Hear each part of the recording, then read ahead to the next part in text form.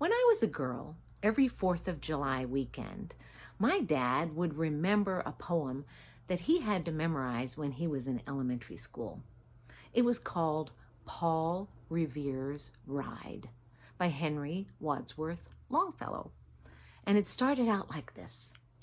Listen, my children, and you will hear of the midnight ride of Paul Revere. On the 18th of April of 75, that was 1775.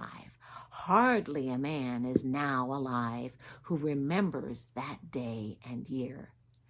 And it's the poem about when Paul Revere was waiting and watching for the tower of the North Church to see whether his friend would give him the signal, 1 if by land and 2 if by sea.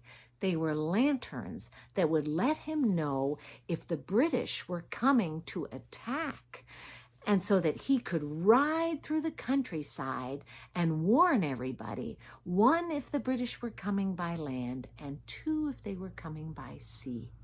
And he did something really important to protect the early Americans from attack.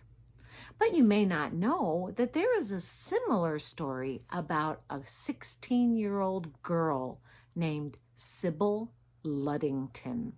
She was the daughter of one of the Patriots' military commanders, and she rode 40 miles from 9 p.m. at night until dawn to warn all of her father's soldiers that the British were coming to Danbury, Connecticut.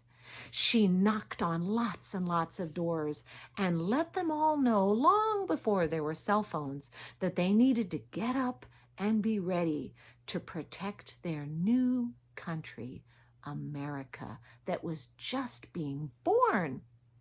And now we're 243 years old.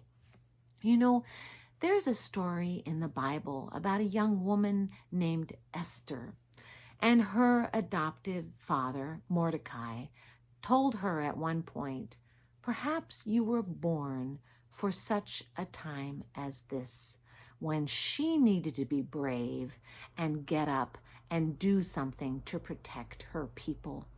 You know, we never know when God or our people or our country might need us to do something brave, but we know that God knows. And so one of the reasons that we practice being brave and strong is so that we will be ready whenever God needs us. I hope you will look up that important story about Esther in the Bible and the story of Paul Revere and Sybil Luddington in the history of our country.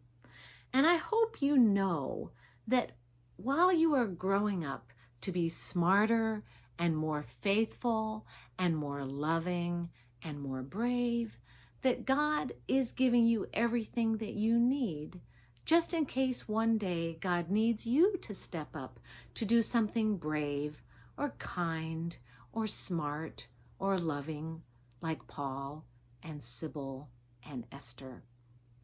Will you pray with me about that?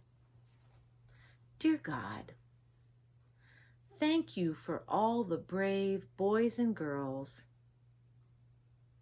men and women, who have been smart and brave and kind and loving